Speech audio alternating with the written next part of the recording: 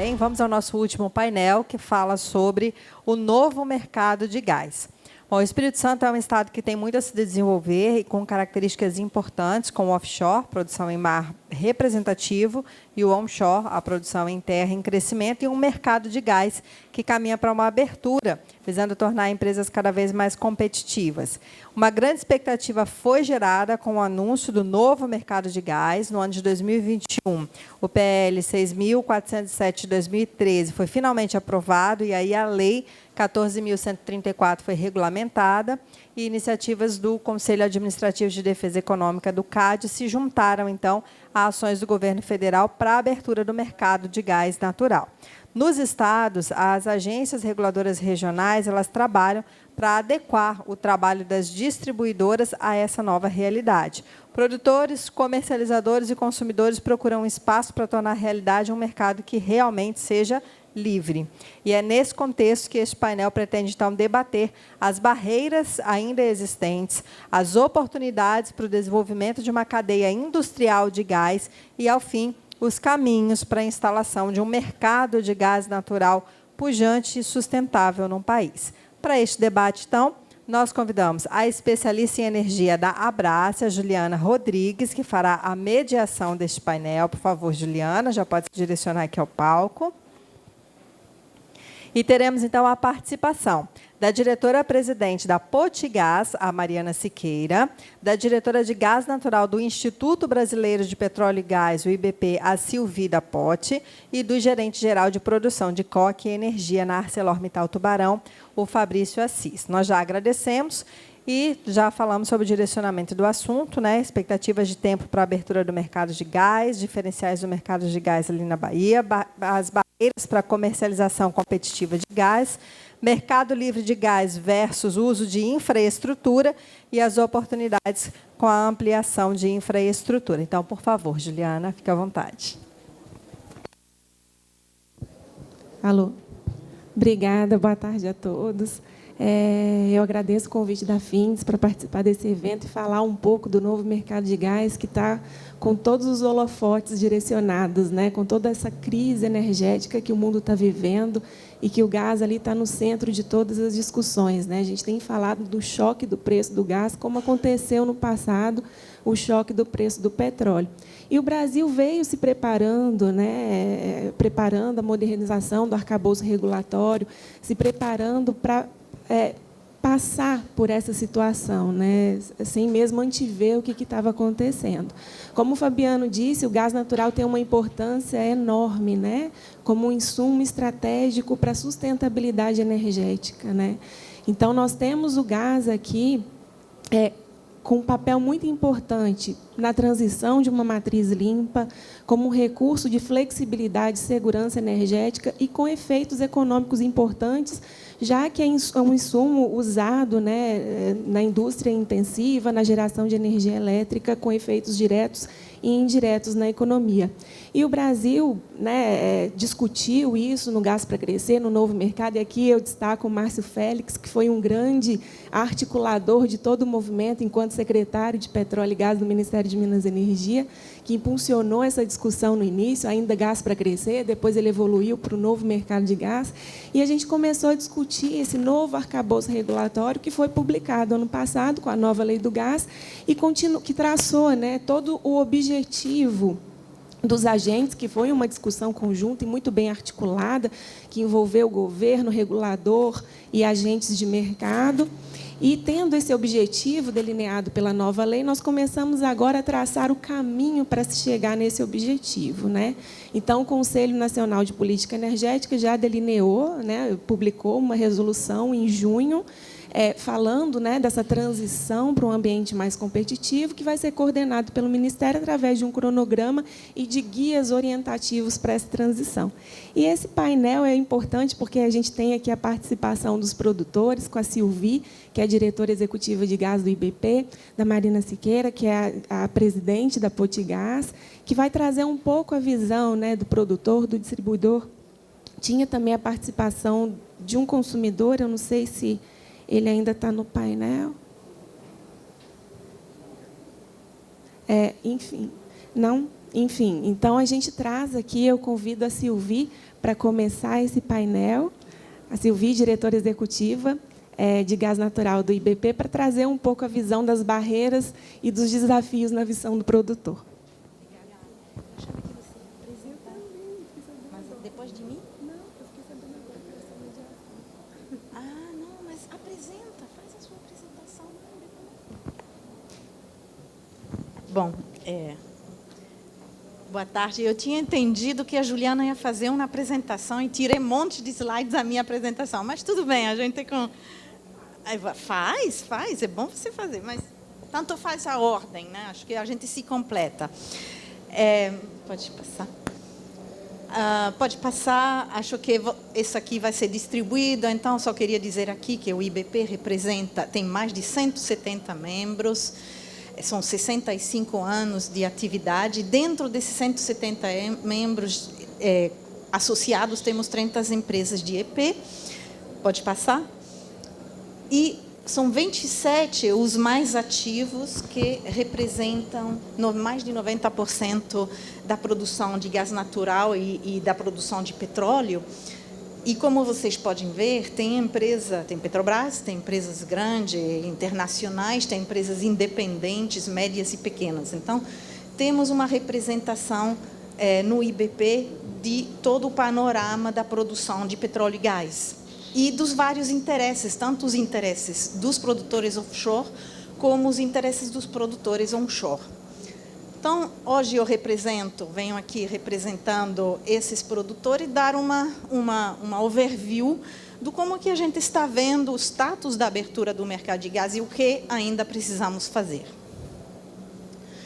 Bom, a abertura de mercado está em franco andamento. A gente acredita que o que aconteceu no último ano e meio, desde a publicação da Lei do Gás, foi muito importante. Claro que começou um pouquinho antes da Lei do Gás, já com o TCC da Petrobras, já com a venda das participações nas transportadoras.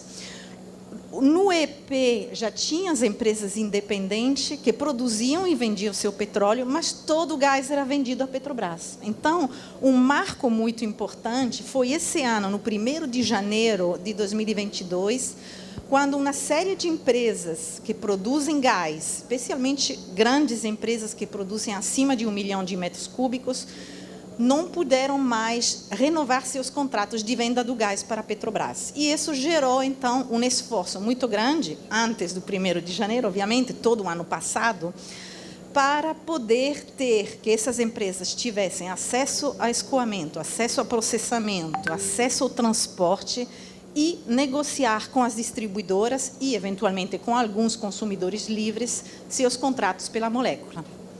Pode passar. A gente chama isso de primeira onda de diversificação na oferta de gás. São essas empresas aqui, esse 27%, não estou vendo quase nada, que agora a maioria delas, né, aquelas que têm grandes produções, estão obrigadas a procurar seu próprio mercado. E qual é a segunda onda? Para a segunda onda, a gente vai esperar o desenvolvimento de novos campos, de novos blocos que estão na avaliação. Próximo. Bom, foram feitos novos contratos. Vou passar na parte de transporte, né, na negociação, na entrada e saída, mas o importante é que alguns estados, algumas empresas de distribuição foram mais ativas ou tiveram mais sucesso em negociar, compraram o seu gás, enfim, a partir do 1º de janeiro, de 2, 3 e mais comercializadores ou fornecedores, né? Quem está com um comercializador, geralmente é Petrobras. Próximo.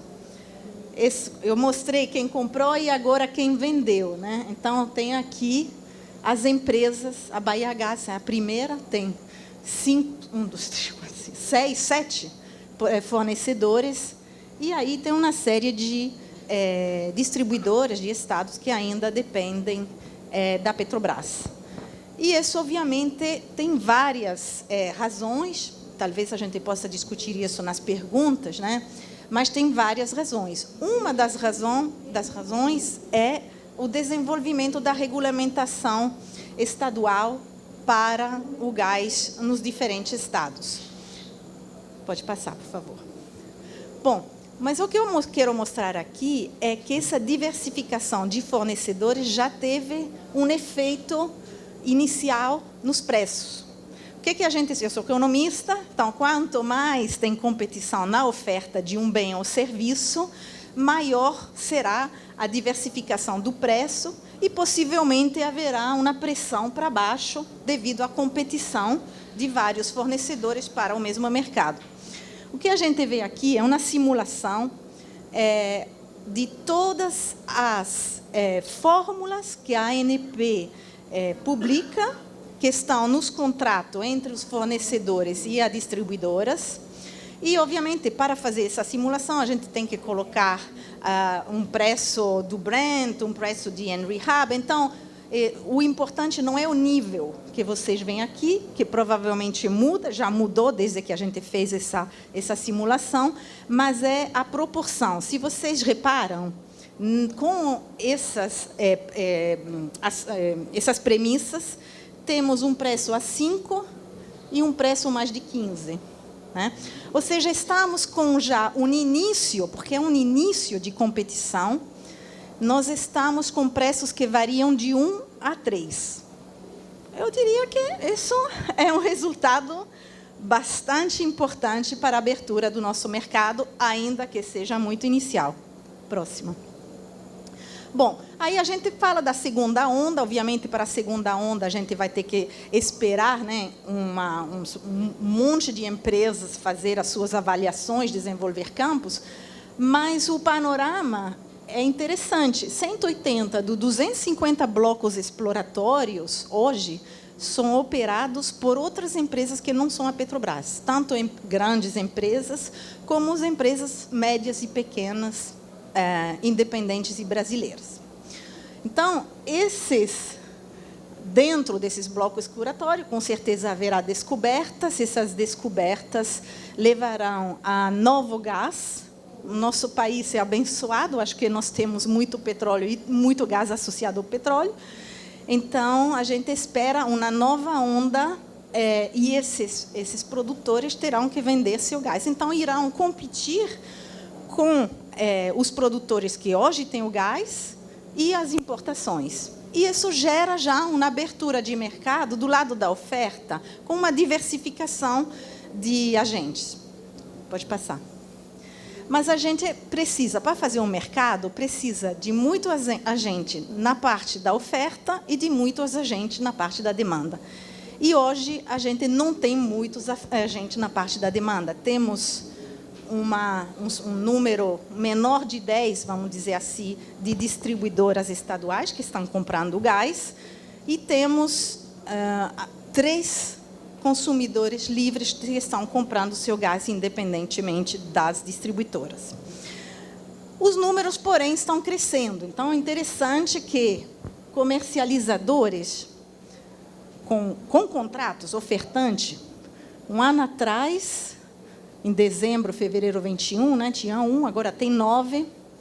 O número de carregadores, onde que está? Não estou vendo muito bem aqui. O número de carregadores autorizados não são necessariamente carregadores quem usa o sistema de transporte. Não necessariamente ele tem um contrato de transporte, mas ele se cadastrou na ANP porque, eventualmente, ele vai querer acessar o transporte. E pode ser tanto um produtor como um consumidor, uma distribuição. Passaram de 73 a 103. Os consumidores livres de gás natural, de 12 a 24. A maioria ainda são térmicas, como eu disse, os industriais são 3. Né? Então, isso está acontecendo de maneira progressiva. A gente gostaria de ver um mercado mais pujante. Próximo slide. Vejam o que aconteceu. Isso aqui é na Holanda. E por que a gente chama de um mercado líquido? A gente chama de um mercado líquido quando você tem as transações, em azul marinho é o volume comercializado, e em azul mais clarinho é o volume transportado. E aí é interessante ver que o volume transportado, o volume físico de gás, na Holanda não mudou. Por quê? Porque é um país que não cresce, né? É um país que já tem um mercado de gás muito maduro. Então, ficou bem... Mas olhem só, em verde, os participantes do mercado, como cresceram, e as transações. Ou seja, você tem um gás que é vendido, depois é revendido, depois é revendido, depois é revendido.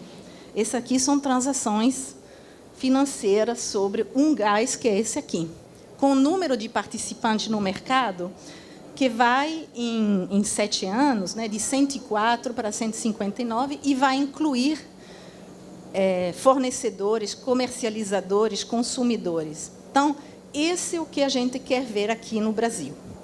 E o que a gente precisa para chegar lá? Pode passar. Bom, essa aqui é uma escadinha, a gente desenhou e a gente colocou aqui um prazo, só para dar um pouquinho de tensão. Será que a gente chega lá em 5, 7 anos? A gente precisa chegar lá em 5, 7 anos. Porque o nosso horizonte, a nossa janela de oportunidade para o gás que temos aqui no Brasil, que precisamos desenvolver, tanto os gás onshore, com todos esses investimentos, né, que vocês estão colocando, como o gás offshore, que são investimentos enormes, ele não tem uma janela de oportunidade enorme. Vem lá a transição energética, talvez seja mais lenta aqui no Brasil, mas ela vem. Então, a gente tem necessidade de traçar esse caminho mais rapidamente do que fizeram na Europa. O país mais rápido, o UK, que foi o grande desbravador, né, da abertura de mercado na Europa, ele fez isso em 15 anos, com trial and errors. Ele tentou, modificou, ou seja, esse é um ponto muito importante para aqueles que fazem regulação nessa sala, é que a regulação ela não vai ser perfeita desde o dia primeiro. A regulação se faz e a regulação depois se modifica à medida que o regulador e os próprios agentes aprendem e as condições de mercado, né, mudam. Então, nós começamos com um incumbente ao longo de toda a cadeia, Petrobras, né? Hoje temos uma lei do gás, temos novos supridores, os novos transportadores, e aí a gente precisa de novos players, de novos volumes, tanto na oferta, na demanda, E aí, todo um ambiente regulatório que precisa de adequação tributária também, não é somente adequação regulatória, não está somente, né, nas mãos da ANP, tem toda uma série de mudanças que vão permitir chegar a um mercado amplo, competitivo, transparente, nacional. Quanto maior o mercado, melhor para todo mundo, porque um consumidor pode acessar, através do mercado, todos os possíveis ofertantes, e um produtor pode acessar consumidores do norte ao sul do país. Pode passar. É claro que ainda precisamos de fazer muitos aperfeiçoamentos regulatórios, tanto a nível federal, né, pela ANP. A ANP tem um trabalho enorme, uma agenda regulatória super pesada, né? E também pelos estados. E aí eu achava que a Juliana ia falar mais dessa parte, então não trouxe nada. Mas a Abrace tem um instrumento super interessante, que é o ranking. E o ranking é uma análise das regulamentações estaduais, colocando mais acima o bom aluno, vamos dizer assim, quem fez melhor o trabalho de adaptação da regulação, e vai descendo até estados que ainda não têm praticamente nada, né? Então, depois você mostra isso. Perfeito. Então, tem muito trabalho aqui pelos reguladores federais e estaduais, pelos próprios governos estaduais, que às vezes precisam passar leis para permitir que essa regulamentação seja implementada. Mas, e aí esse aqui é meu último slide, pode passar. Mas também, essa abertura do mercado de gás não é só um trabalho dos reguladores, ela precisa da participação e da contribuição de todos os agentes, né? E aí que vem, assim, nós, no IBP, temos reuniões regulares com a Abrace, com a Tegás, com a ANP, porque esse mercado de gás é novo para todos. Assim, eu estou aprendendo pra caramba, conceitos novos. E aí tem muita coisa aqui nas oportunidades e nos desafios que não são simplesmente regulamentações que vêm do topo. São coisas que têm que ser discutidas, que tem que se avaliar o pró e contra. Algumas coisas, código operativo de rede, por exemplo, são os transportadores que vão ter que desenhar e depois propor a ANP. E como é que eles vão fazer isso? Bom, eles vão olhar os códigos de redes na Europa, mas eles vão ter que considerar a nossa situação específica no Brasil. Então, o que eu quero dizer aqui é que a gente tem que arregaçar as mangas e estudar e também falar entre nós, aprender, comunicar, né? E para superar, né, isso assim, uma montanha para chegar a esse topo do mercado desenvolvido. Acho que é isso. E muito obrigada.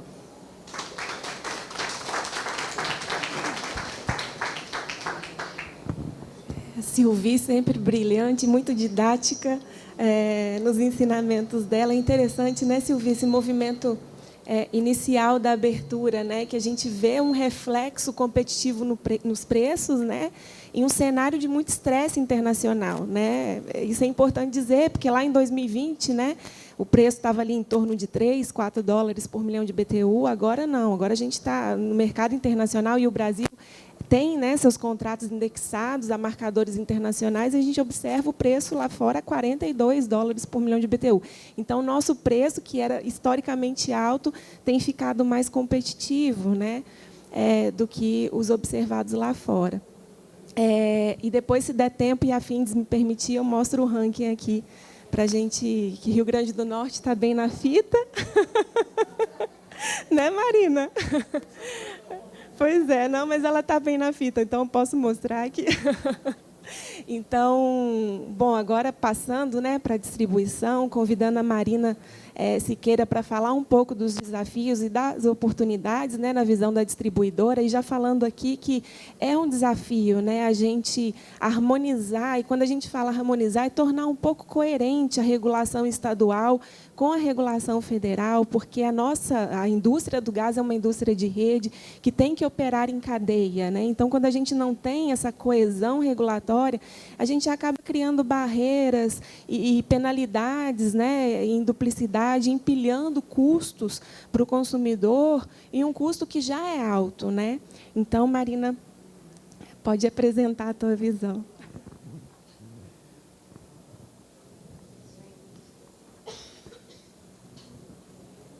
Vou tentar ser assim... A gente está no último aqui, mas eu vou tentar cumprir esse papel. Gente, eu vou trazer aqui a visão do novo mercado de gás, mas com essa visão da distribuidora, né? Porque a gente junto, eu sempre digo que a Abrace sempre tem que ser e sempre será o nosso parceiro, porque é a gente que está lá na ponta, né? De toda a cadeia de produção, exploração. As distribuidoras, elas estão ali diretamente no contato com o cliente, né, com os nossos consumidores, que no final a gente está ali, quem sofre mais a pressão da busca do preço, é quem sofre mais as demandas, e a gente tenta atender isso da melhor forma. Pode passar o primeiro. Então, quando a gente discute muito o mercado livre do gás, aí eu brinco, mercado livre de quem? Aí é da distribuidora, muitas vezes, né, que se pensa.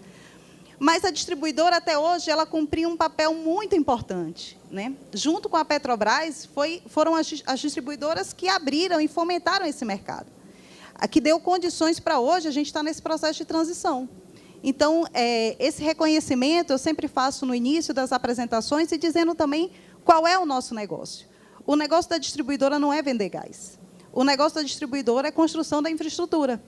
Então, com base nisso, é que a gente acompanhou esse processo da nova lei do gás, com base nisso, que eu acho que é a visão também, que é sempre reforçada da Bahia Gás, que a gente vem atuando. O nosso negócio não é vender gás.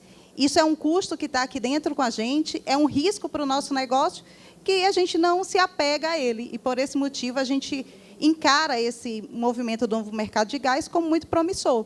né? Quem é o mercado cativo? Não, aqueles que não têm expertise, aqueles clientes que lá na frente vão ter mais dificuldade, eles precisam da distribuidora. Mas os grandes consumidores, a gente sempre achou que esse era o caminho, né? E a gente provendo a infraestrutura. Pode passar. Vindo daqui, a gente vê mais embaçado. Bom, eu sou advogada, aí eu brinco dizendo o seguinte: advogado pode falar que lei não faz o mercado. A lei, ela está ali para dar segurança jurídica, ela está ali para você atrair um investimento, mas não é ela que faz o mercado. E sabe por que eu digo isso? Porque o novo mercado, as condições para o novo mercado de gás, quando a gente implementou lá no Rio Grande do Norte, não tinha ainda sido publicada a nova lei do gás. Porque aquela lei anterior, ela já dava condições. Essa nova, ela trouxe mais instrumentos, etc. Mas aquela já dava condição para isso acontecer. Agora não tinha vontade ainda suficiente, ou um mercado maduro suficiente para que isso acontecesse. Então, quando eu entrei na Potigás, em 2019, a gente estava num processo de chamada pública para aquisição do gás. E a gente fez o processo de 2019, era uma chamada pública coordenada de todas as distribuidoras do país, e o vencedor foi, como sempre, a Petrobras, né? Porque não tinha como ser diferente. As empresas que ofertaram a Potigás naquela época não tinham acesso às infraestruturas, então as nossas ofertas eram sempre com condições precedentes que não tinha como se realizar. Na chamada pública que a gente fez no ano passado, a gente já tinha uma maturidade maior, essa discussão da nova lei do gás, do novo mercado de gás estava mais amadurecido, e a gente teve uma proposta também com condição precedente, mas que foi vencedora, e a Petrobras não participou da chamada. Eu me lembro que eu fazia, gente, pelo amor de Deus, a Petrobras não apresentou proposta até o último segundo, e a Petrobras disse, não vou apresentar, porque vocês têm condição aí na Potigás de fazer essa transição sem a gente. Eles já estavam muito pressionados pelo CAD também, e a gente teve 2 propostas, e no final a Potiguar IP ganhou. Mas a condição precedente existia, e aí a gente tinha que correr para ver como é que a gente ia fazer para dessa vez dar certo, né? Então, a gente teve uma importante participação da ANP, que fizemos pleitos, o próprio governo do Estado se envolveu e pediu à ANP uma ajuda, um suporte para que a gente conseguisse fazer essa transição. Fizemos também os ajustes fiscais necessários, inclusive todo o ajuste tributário partiu primeiro do Rio Grande do Norte, que levou para o Concefaz, e aí que a gente desse condição tributária também de fazer a operação, né? E aí a gente teve, no final do ano passado, do meio do ano passado, a assinatura desse volume, que hoje a Potigás ela tem 2 supridores, que é a Potiguar IP e a Galp. A gente diz que é um olho no gato e o outro no peixe, porque se o desenvolvimento onshore for promissor, a gente está aqui, que a gente entende que tem um custo de produção mais baixo, mas também estamos de olho no pré-sal, né? Então, a gente tenta diversificar o nosso portfólio. Pode passar mais um. Aqui eu trouxe esse quadro que mostra de como foi aquela chamada em 2019, onde a Petrobras se sagrou campeã, né? E aqui eu trago mais do Nordeste, porque é onde a gente atua. E hoje a gente tem toda essa diversidade, né? A Petrobras ainda é majoritária, a Petrobras ainda puxa esse preço para cima, inclusive, mas a gente consegue ter essa diversificação, principalmente na Bahia, e a gente atribui isso aqui na Bahia, além da expertise da distribuidora, né, que eles são muito competentes, eles têm um time muito promissor, né, sabe negociar os contratos, vão em busca, eles também têm muito consumo, né? Então, aí alia esses 2 pontos. Pode passar. Bom, e aí a gente veio à discussão lá no estado da lei do gás, né? Eu trouxe essa questão da dupla competência da União e dos estados, porque isso, para a abertura do mercado, essas foram discussões muito fortes que nós tivemos ainda em 2020, 2021, como é que, a partir da lei do gás federal, como é que os estados iam se comportar. E aí, como dizer, a gente tem uma competência constitucional estabelecida e a gente não pode suplantar isso, né? O transporte e a produção e a distribuição, que está dentro de todas as legislações estaduais, toda legislação estadual, toda a Constituição estadual tem o mesmo artigo escritinho lá, dizendo que a competência da distribuição é dos estados. E aí, a gente não pode jogar que essa discussão aqui seja feita pelos entes federativos. Eu entendo que, nesse caso aqui, para acabar com essa... um querer invadir a competência do outro, a ANP e as agências reguladoras fortes precisam se posicionar. Porque, senão, a gente vai levando uma discussão que não é muito sadia e atrapalha a abertura do mercado. Pode passar mais um. Aí, olha, eu trouxe aqui o nosso ranking da Abrace, porque quando a gente começou a discutir lá no Rio Grande do Norte a lei, inclusive, no nosso primeiro fórum de discussão que a gente fez dentro da Potigás, foi o Luiz Pavan, é um procurador aqui do Espírito Santo, ele participou e deu a contribuição, porque eles tinham uma lei aqui, vocês têm uma lei estadual só para o Mercado Livre. Então, ele deu essa participação com a gente, isso foi o primeiro pontapé inicial. Depois disso, a gente teve várias discussões, depois a lei foi para a Assembleia, tivemos outras tantas discussões, nos reunimos várias vezes com a Abrace, inclusive, discutindo qual era a visão deles sobre o tema. A gente teve reunião com a ANP, com o Ministério de Minas e Energia, e, por esse motivo, eu acho que a gente subiu tanto, que a gente, na minuta primeira do ranking, a gente estava lá embaixo e a gente foi aperfeiçoando e chegando nessa posição. E eu ainda tenho uma crítica, porque, como advogada, na Bahia, que é o primeiro lugar, é decreto, né? E lá no Rio Grande do Norte é lei. Sendo assim, a gente tinha que estar no primeiro lugar. Vamos passar aqui mais um. O ranking, ele coloca algumas coisas importantes, né, que a gente tem de vantagem, que eles observaram, que seria essa exigência do tempo mínimo, o aviso prévio para a migração, que isso é importante, né, porque a distribuidora, como eu disse, a gente não vende gás, né? A gente compra e passa, inclusive, o custo 100% para o nosso cliente. Então, na hora que alguém for sair da nossa base, a gente tem que falar com o nosso supridor também e fazer essa migração, né? Então, a gente colocou esses meses, o tempo aqui, para a gente ter bem noção de como seria. A possibilidade de contratação simultânea, né, do mercado livre no mercado cativo. As tarifas diferenciadas, porque aí é óbvio, se não é a distribuidora, não fez o investimento, tem que ter uma tarifa diferenciada para essas situações. Tiramos os custos, né, de comercialização para esses casos. E a cessão da capacidade ociosa, que a gente acha que isso é bem para o futuro, mas já está previsto. As desvantagens eu coloquei para discutir com elas, né? Que seria a definição do duto de distribuição, que é esse um problema fundamental, que eu acho que é uma discussão que não é para a gente fazer, é uma discussão para os reguladores chegarem numa conclusão e dizer, olha, esse gasoduto aqui é de transporte, esse é de distribuição, porque, da forma que está, todo mundo quer preservar a sua competência. E o Estado não pode abrir mão de fazer o que a lei lhe garante, né? Então, se, eventualmente, a gente está tratando de... Eu quero construir um gasoduto, né, lá na Potigás, a gente acha um investimento importante. Eu considero que aquele gasoduto que eu estou fazendo, de acordo com a lei, é de distribuição, eu não posso ficar à mercê da ANP vir me dizer que ele é um gasoduto de transporte. Então, isso precisa mesmo ser definido, mas não é aqui. É uma coisa dos reguladores.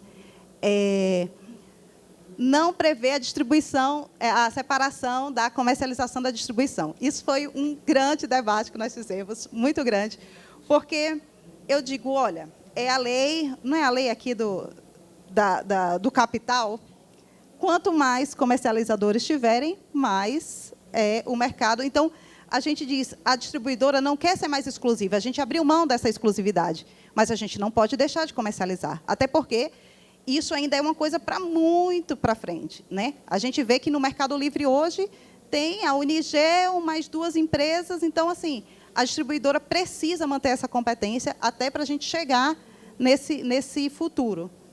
E a regulação do modelo do CURD, mas a gente não colocou na lei, que é um tratado de muitas páginas, mas a agência reguladora lá do Estado, ela tem um modelo aprovado de CURD. Pode passar. Bom, aí, para a implementação no Mercado Livre, imediatamente para autoprodutor, autoexportador, a gente tem lá a Termoelétrica do Vale do Açu, que a Petrobras é o nosso autoprodutor, autoimportador. E 2023, vai começar com 10 mil metros cúbicos dia e 2024, 5 mil metros cúbicos dia, porque a gente entendeu que esse era um período razoável para a transição. Pode passar. Esse aqui eu trouxe só para a gente ter uma noção sobre a questão dos preços, né? Que foi um debate que, quando a gente fez essa nossa chamada pública, a gente assinou o contrato com a Potiguar IP no meio do ano passado. No meio do ano passado não tinha guerra. No meio do ano passado nós estávamos todos ansiosos para o novo mercado. No meio do ano passado, os produtores estavam vendendo quase de graça o gás à Petrobras. Então, a gente tinha uma perspectiva de melhorar o preço muito positiva. Assim. A gente fez esse contrato e, assim, dizendo, olha, pessoal, porque, deixa eu dizer, o nosso contrato é esse aqui, é o azulzinho claro. Né? Esse é um gráfico que a Argos fez e mostra a variação dos preços de acordo com os indexadores de cada contrato. E a gente tinha muito essa esperança, né? A gente botava banca no preço, a gente dizia, isso aqui está muito caro, a gente não quer não, e ia rejeitando as propostas. Mas o fato é que a gente deu uma sorte enorme de ter fechado esse contrato nessa época, e um contrato de 2 anos, porque essa realidade mudou totalmente. Nós estamos aditivando o contrato com o nosso supridor e essa não é mais a realidade. Né? Então, infelizmente, a abertura do mercado casou numa instabilidade muito grande de preço, o que pode dar uma impressão de que não foi bem sucedido. Claro que eu tenho críticas. Eu acho que não devia ter sido feito de uma forma... Foi um pouco assodado, essa coisa do CAD pressionando, etc. Mas ele estava sendo promissor. Né? Mas aí essa questão dos preços, realmente, dessa crise internacional, fugiu um pouco do nosso controle. E as nossas perspectivas de contrato, de melhorar os nossos contratos, tirar do Brent, etc., a gente não vislumbra mais no curto prazo. Pode passar mais um. Então, e os desafios que eu trago seria essa questão da estabilidade dos preços, porque aí a gente vai poder voltar a essa realidade de pensar outros indexadores, a ampliação da oferta, porque a gente tem, por exemplo, lá no Rio Grande do Norte, a produção onshore, que tem recuperado os campos que antes eram da Petrobras, mas é um gás, não é gás novo, que a gente diz. Né? É um gás que já era operado ali pela Petrobras e a gente não está tendo oferta de gás novo no mercado. Então, por mais que se diga, estamos trabalhando, estamos aumentando a produção, se eu saio pedindo, eu digo que eu chego, parece que eu estou pedindo para mim, você tem um gás para me vender? Você tem um gás para me vender? Eu saio pedindo assim, porque é difícil, não tem essa oferta, não é bater na porta e o gás está ali para você, não. E os investimentos em infraestrutura de transporte, porque a gente brinca que, às vezes, a distribuidora foi um pouquinho maltratada nesse processo, mas as distribuidoras foram quem mais investiu em infraestrutura de gás natural nos últimos anos, né? Enquanto o transporte teve uma carência de investimento, e a gente acredita e espera que agora, com esses novos investidores na cadeia de transporte, eles possam, de fato, dizer a que vieram e fazer os investimentos necessários na infraestrutura de transporte do país. Então, esses são os desafios que eu trago, e só mais um. E pronto. Obrigada, estou à disposição para perguntas.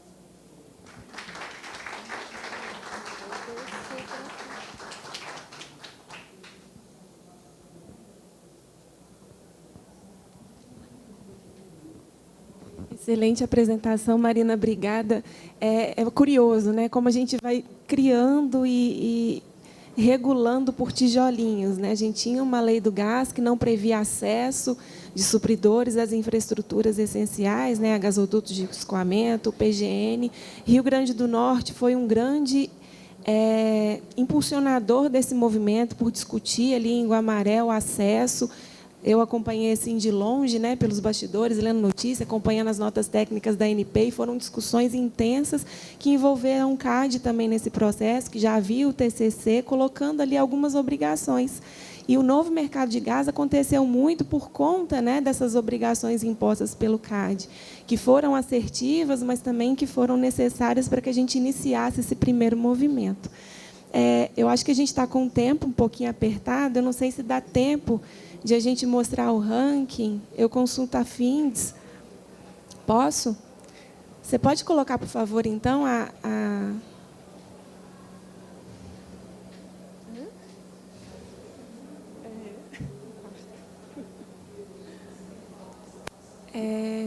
Pode passar, até chegar no ranking regulatório. Essa era a apresentação que eu ia fazer, mas...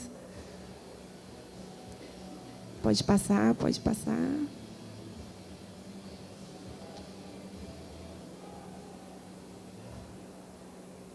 Aí.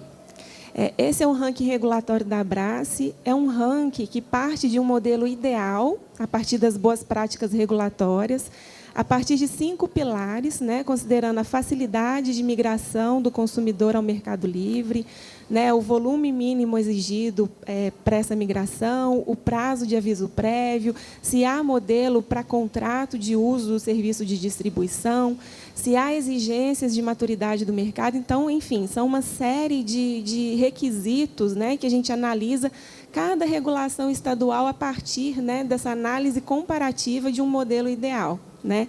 Então, nós temos um modelo ideal de regulação, né, de 100 pontos, e a gente tem os estados, né, nesse comparativo. O estado que está mais bem pontuado, né, nesse ranking regulatório é o estado da Bahia, mas com 67 pontos. Ou seja, né, o melhor estado ainda está um pouco distante do ideal, e a gente tem trabalhado para aprimorar, né, gradualmente essa regulação. Essa é a última versão do ranking, a partir da publicação da lei do Rio Grande do Norte, agora em junho, se não me engano. Mas, se a gente olhar no passado, né, a primeira versão do ranking, esse cenário era totalmente diferente. Então, o que a gente observa é uma melhoria gradual e contínua das regulações estaduais, né, acompanhando também essa melhoria, né, regulatória do arcabouço federal. Além da facilidade de migração, a gente considera comercialização. Se a regulação estadual ela coloca requisitos ao comercializador de gás, a questão da penalidade impostas nos contratos, como que essa gestão do contrato pela distribuidora, se há um repasse, há uma neutralidade, né, dessas penalidades, ou se o consumidor ainda é um pass-through e não tem uma gestão eficiente, né, desses contratos. Como é definida a tarifa de uso do sistema de distribuição, que é uma tarifa diferenciada para o consumidor livre que contrata o seu suprimento diretamente do fornecedor. Né? Então, são esses 5 pilares aí que contemplam um ranking regulatório e uma análise comparativa com o modelo ideal. Se vocês, né, quiserem conhecer mais sobre a metodologia, a gente vai apresentar no Rio Gas do IBP, né? Mas também está disponível no site da Abrace, www.abrace.org.br, e a gente também fica à disposição para qualquer dúvida. Tá? Eu agradeço aos painelistas, foram discussões muito ricas, e é isso, né? Eu passo a palavra também para as considerações finais de vocês. O Fabrício, desculpe. É porque eu perguntei no início se havia o representante do consumidor, me disseram que não. Desculpe, Fabrício. Eu que agradeço o convite e a missão. Vou ficar aqui em cima, eu já vi que é difícil de ler, né? Daqui de cima. E a missão não é fácil, né? Porque até agora falaram especialistas do setor de óleo e gás, né? E agora está falando uma pessoa, engenheiro eletricista, de uma empresa siderúrgica que fabrica aço, mas que é um bom consumidor. E eu acho que eu vou dar boas notícias para o mercado, né? Acho que o sonho de todo mundo que investe no mercado é ter seu produto procurado, né? Mas já falou que estava procurando gás, pedindo, eu estou igualzinho. Então vocês podem ver que são boas notícias. Eu não nem ia falar muito da empresa, até pelo adiantado tempo, né? Mas sei que tem pessoas de fora e que não conhecem a ArcelorMittal. A ArcelorMittal, bem, é um grupo mundial, é o líder mundial do mercado de aço. E tem uma unidade aqui no Espírito Santo, aqui em Serra, na Ponta de Tubarão, que é a ArcelorMittal Tubarão. É o maior site integrado de produção de aço do Brasil, capacidade de produção de mais de 7 milhões de toneladas de aço ano. Nós temos mais de 5 mil empregados próprios e mais de 5 mil terceiros diariamente. É uma empresa que roda 24 horas. Né? É uma empresa que tem na sua base de produção, né, do aço, o carvão como uma fonte produtiva do aço, uma matéria-prima importante, junto com o minério de ferro. Né? E, da nossa parte, a gente tira grande parte da energia, na verdade, 99% da energia que a gente precisa do nosso processo, a gente tira desse próprio carvão que é utilizado na fabricação do aço. Né? Então, hoje, mesmo assim, aproximadamente 1% do nosso consumo vem, por exemplo, do gás natural. Nós não utilizamos óleo. Mas esse cenário para frente ele vai ser um pouquinho diferente, eu vou mostrar um pouquinho para vocês. E eu vou tentar passar aqui uma visão do consumidor, talvez com menos especialização do que vocês têm, né? Mas um pouquinho da visão de quem eu acho que vai ser um grande parceiro para esse mercado no futuro. Bom, eu não falei, né? Eu sou gerente de produção, gerente geral de produção de coque e energia, né? Coque é o primeiro produto energético que a gente faz na empresa a partir do carvão. Pode passar. Então, é o que eu estava falando, né? Já falou gente da produção offshore. Aqui eu não consigo ler mesmo. Eu vou descer aqui, se vocês não se importam. Onshore, offshore, já falamos aqui bastante. Até que do escoamento e processamento não falamos tanto, mas, de certa forma, foi mencionado. O transporte também não. Distribuição, falamos agora bastante, né? E eu vou dar um pouquinho da visão do consumo, né? Estou falando particularmente Estou na Findes, discutindo muito o consumo, né, com todas as indústrias aqui do Estado, mas estou falando de uma visão particular da ArcelorMittal, onde eu tenho mais conhecimento, né? E a primeira sinalização que a gente dá, né, é que a gente quer sustentar essa demanda. A gente vai mostrar isso para vocês, né, e essa vai ser a base do crescimento do mercado, e a gente vai mostrar um pouquinho para vocês. Bom, o novo mercado de gás, a sementinha começou lá em 2016, né, ainda com outro nome, 2019 usado novo no mercado como nome, 2021 aprovada a lei, e ele tem pilares que até hoje são muito atuais, são perfeitos, né? Promoção da concorrência, integração do setor elétrico e industrial, né? A indústria com um papel fundamental nisso, remoção de barreiras, que é um tópico da nossa fala hoje aqui, e também outro tópico, a harmonização das regulações estaduais e federais. Ou seja, o que precisa para isso dar certo, está no papel, né? Então, agora, acho que o caminho é a gente sustentar isso para frente. Pode passar? Falando um pouquinho do mercado industrial, né? Esse gráfico aí está até 2020, né? Mas eu só queria mostrar que a gente reconhece esse papel, né? Da importância desse consumidor, e a gente reconhece que a gente tem que demonstrar isso para vocês, né? Que a gente está ávido para consumir, logicamente, como toda empresa, brasileira ou mundial mais ainda, a gente vai consumir sendo competitivo, né? Mas a gente quer estar sempre à frente dessas discussões, sempre apoiando no que for possível, sempre apoiando na parte de regulação, sempre com muito contato com a distribuidora aqui local, sempre com muito contato com a Federação das Indústrias, com outras indústrias, buscando toda a oportunidade para a gente defender essa competitividade. Pode passar? Esse dado aí, na verdade, é de um estudo do BNDES. Mesmo daqui está difícil de eu ler, espero que vocês estejam conseguindo aí, né? Na verdade, o que mostra é que nós vamos crescer muito, né? Nesse horizonte de 2040, a gente tem uma janela importante até 2050, né? A ArcelorMittal também já formalizou que, a partir de 2050, vai ser uma empresa com carbono equilibrado, né? Se houver algum consumo, ele vai ser, né, de certa forma, recuperado. E a gente tem essa janela, né? E a gente, como eu falei, a gente tem um arcabouço que começou a ser feito. Apesar de imperfeições, eu acredito que está sendo bem feito, tá? A gente mostrou o Espírito Santo no ranking ali também da regulação, né? Está sendo bem feito, a regulação não vai ficar perfeita da primeira vez, e a gente também não vai se contentar com 6, né? Para passar direto é 7. Então, tem um modelo ideal, mas a gente vai aperfeiçoando isso, né?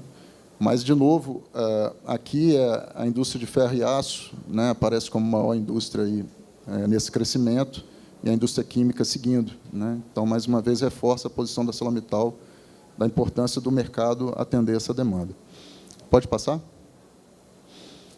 Falar de preço com base nisso aqui é muito complicado agora, né? Mas esse também é o dado do estudo do BNDES, publicado no início de 2021, com dados de 2020. Eu acho que a gente pode relativizar isso aqui. Basicamente, ali tem uma coluna grande, ali, se eu não me engano, perto de $6 por milhão de BTU, né?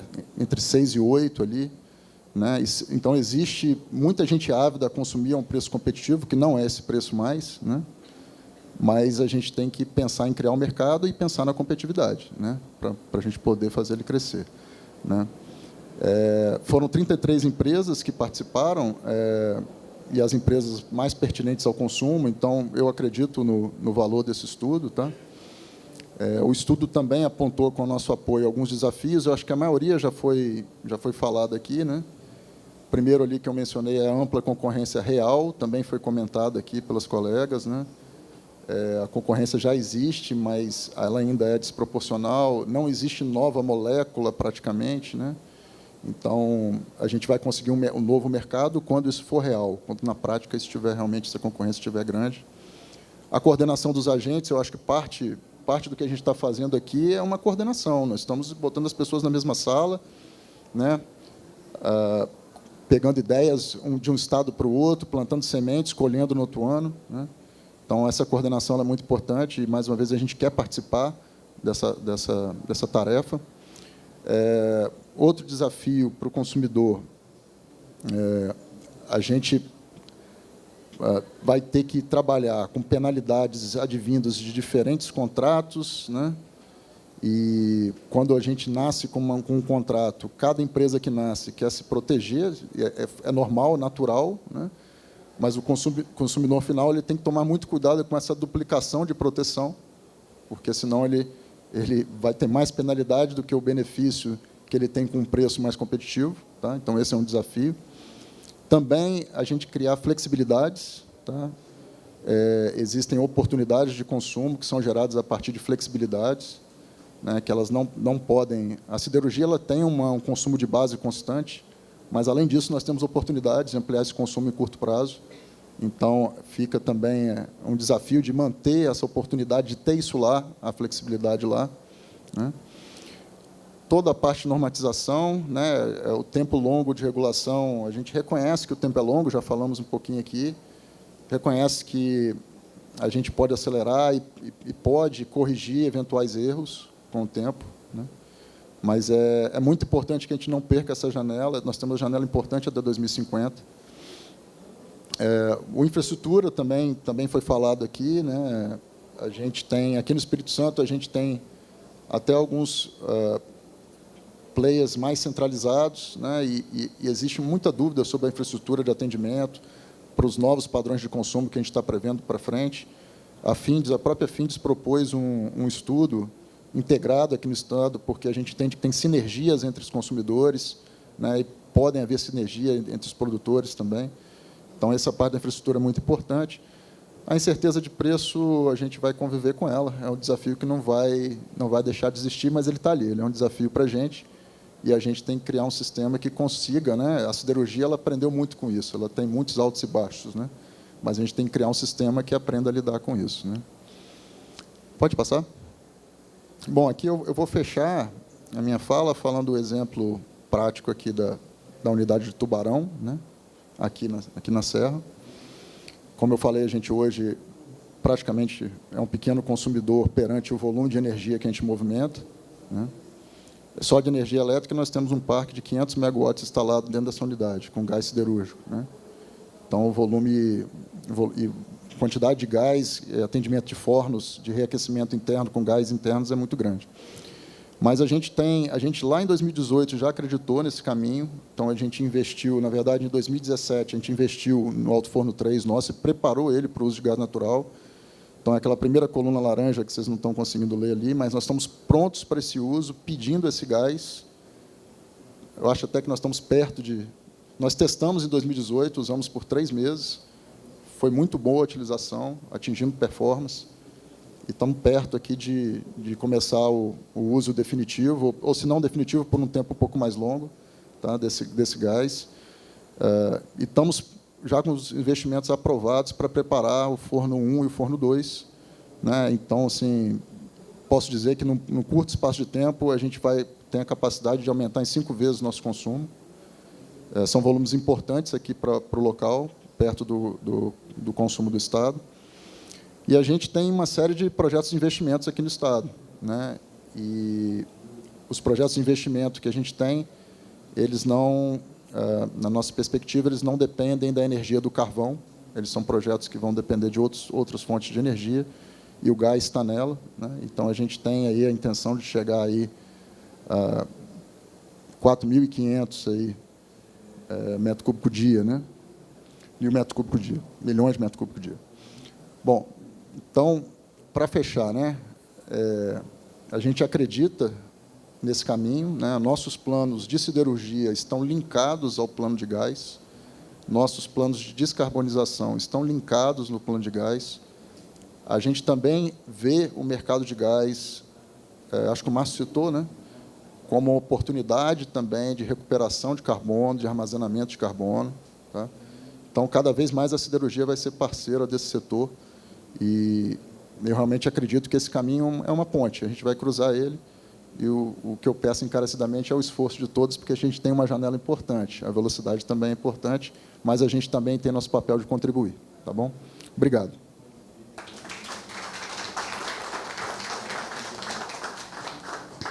Obrigada, Fabrício.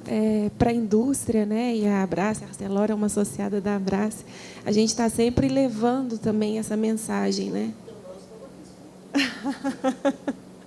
A gente acaba levando sempre essa mensagem, batendo nessa tecla, né? Existe incerteza de preços, mas não pode haver incerteza de custos, né? A gente tem que ter previsibilidade, tem que ter transparência durante o processo para que a gente possa gerir os nossos contratos de forma adequada, né?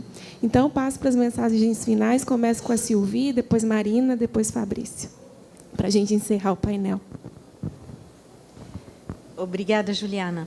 Bom, esses fóruns são sempre muito interessantes e é como você disse, né? É importante a gente trocar ideias e entender onde o sapato aperta do outro lado, né? Para poder chegar, né, numa solução juntos. Então, eu fiquei muito animada de ver que a nossa análise que a Marina apresentou é alinhada, né? Vocês... Fosse... Perfeito, vou ficar de pé. Então, fiquei animada por constatar que a procura que estamos fazendo está alinhada, né? Os produtores eles querem encontrar demanda, tanto nas distribuidoras como, e sempre mais, nos consumidores livres. E os consumidores livres, as distribuidoras, estão procurando gás, né? Aí eu queria só refletir sobre um fato. Quando, hoje em dia, não é só mais a Petrobras, tem outros que podem importar GNL, e, bom, nós distanciando um pouquinho, por enquanto, no momento apertado do mercado de GNL, mas quando você quer GNL, você faz um pedido no mercado internacional, tem certa liquidez e você recebe esse gás. Provavelmente, dentro dos 2 meses, você consegue contratar um cargo de GNL. Na produção nacional, não é assim. Quem está aqui já sabe, mas até que vocês conseguiram fazer aquele aumento, porque o campo já existia, a exploração já tinha sido feita, e era, enfim, tinha investimento a se fazer, mas não era do zero. Quando a gente tem um campo, tem um bloco exploratório, do momento que os operadores, né, o consórcio ganhou esse bloco operador, até o momento que pode declarar comercialidade e depois ainda começar a produção, podem passar 5, 7 anos. Esse lapso de tempo, hoje em dia, tem várias empresas que têm descobertas, ou seja, já passou tempo depois de ter a concessão do bloco, já fizeram todas as pesquisas, furaram um poço e o que mais tem que ser feito, tem descobertas. E estão numa situação hoje que precisam decidir o que fazer com esse gás. E o gás natural, por um lado, ele tem um uso também no upstream, porque, em particular, no pré-sal, a injeção de gás tem sido muito útil para a recuperação de petróleo. E, por outro lado, no mercado, o gás ele não tem um mercado cativo. Ele compete com outros produtos, com outros energéticos. Ele compete até com biomassa, ele compete com rejeito das próprias indústrias. Então, existe aqui uma equação que faz com que, eu diria assim, não todo gás produzido no Brasil irá para o mercado. Tem vezes que isso não é econômico, especialmente quando é um gás que está associado a muito CO2, como é em alguns campos do pré-sal, por exemplo, ou que está muito distante, ou que está muito profundo, ou que tem pouca pressão, então precisa de muito gás para a reinjeção. Enfim, tem uma série de razões tecnológicas que faz com que nem todo o gás que está lá debaixo da terra ele vai poder ser produzido, ele provavelmente será produzido e reinjetado. E, no caso da demanda, eu entendo que nem toda a necessidade energética em todo o território do Brasil ela será coberta por gás natural. Eu não vejo, assim, nesse horizonte que ainda temos, um Brasil coberto de gasoduto como a Europa e como é os Estados Unidos, simplesmente porque não temos a capilaridade do consumo e porque somos um país abençoado por Deus, que tem muita biomassa, que tem muitos renováveis, que tem... Então, quando eu vou visitar um vilarejo no meio das águas na Amazônia e vejo todos aqueles painéis fotovoltaicos, eu sei que eles não vão usar gás. Aliás, já temos um produto, que é o GLP, que chega muito longe, e o gás ele precisa de muita infraestrutura. Então, eu queria dar assim, não quero ser pessimista, eu acho que temos ainda uma possibilidade de crescer bastante nesse mercado de gás, mas todo mundo tem que entender, eu acho que, às vezes, eu leio nos jornais coisas irrealísticas, que o gás ele precisa chegar de maneira econômica para competir ao consumidor, para competir com outros energéticos que estão lá, no nosso mercado. E que, no Brasil, temos condições que encarecem esse gás. Nós não somos a Arábia Saudita, não somos o Catar, então o nosso gás é um pouquinho mais caro. Então, eu queria deixar essa mensagem, né? É claro que hoje os preços são altíssimos, não vai ficar assim, apesar que eu já vi artigos escritos sobre um choque de gás com efeitos, né, duradouros, né? Espero que não, espero que, na verdade, a demanda acabe ficando deprimida, como é sempre quando tem um choque de preço, e que a gente retorne lentamente a níveis mais aceitáveis, né? Porque nós precisamos de gás, e lá na Europa estão precisando de gás para se aquecer, né? Então, lá não tem muita alternativa, não. Então, muito além desses preços, eu acho que tem uma mensagem de realidade. O nosso gás não é o gás do Catar, ele é um pouco mais caro, mas mesmo assim, e a gente tem ainda muito trabalho no desenvolvimento das infraestruturas, né? Mas mesmo assim, acho que tem um lugar para o gás nesse horizonte de 20, 30 anos, né? E com crescimento na indústria. Eu acho que a gente apontou muito no crescimento do uso do gás no setor elétrico, mas a gente viu que esse modelo tem limite, porque o gás que melhor se adapta ao setor elétrico é um gás flexível, que é o GLL. Enquanto o nosso gás onshore e offshore, geralmente, ele não é flexível, ele é associado ao petróleo e depende de investimento pesado de infraestrutura, então ele precisa de um mercado firme, o mais firme possível. Então, acho que isso é um pouco de realidade, mas não queria deprimir ninguém, né?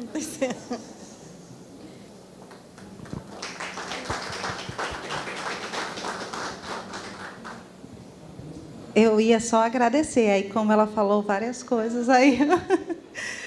Mas, gente, primeiro eu agradeço, né, a participação e dizer que eu comungo com isso, mas eu só penso uma coisa que eu vejo importante, né? A Petrobras ainda é o nosso agente dominante de mercado. Então, fica difícil a gente trazer esses preços melhores, mais competitivos, quando a gente tem o agente dominante com o preço aqui, né? Essa política da paridade importação, ela é muito difícil de se aceitar quando você considera que a Petrobras tem um mix. Eu não posso, eu tiro pela distribuidora, que é uma sociedade de economia mista, dos mesmos moldes, eu não posso trazer o meu preço para o meu contrato mais alto. Eu trago um mix do meu preço, com toda a transparência, todo regulado, e passo para o meu consumidor. Então, essa questão também é muito importante, a gente ver esse nosso mercado local, como está sendo tratado e como a gente tem abordado essas nossas riquezas que a gente não precisaria estar numa situação tão difícil, né? A gente enxerga dessa forma. E eu brinco que eu digo, se a gente passasse lá no Rio Grande do Norte, eu digo Mossoró, que a gente tem o título de capital onshore brasileira, se eu tivesse infraestrutura em toda a cidade, todo mundo que eu batesse na porta ia querer o gás, né? Então, assim, eu reforço a questão da infraestrutura. As distribuidoras têm que entender quais são as suas competências, que é a construção, não é vender gás. A gente vende porque, na situação atual, o mercado precisa que as distribuidoras façam essa logística, mas a nossa competência e os nossos atributos é construção de infraestrutura, e é isso que as distribuidoras têm feito e vão continuar fazendo esse trabalho. Então, é passar essa mensagem, contem conosco para o que precisar.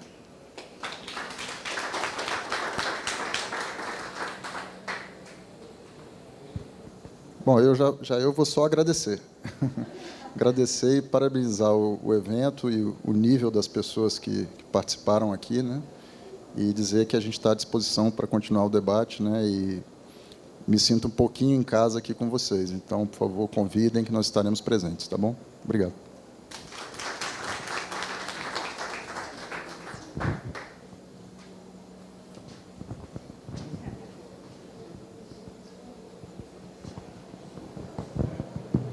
Alô, alô.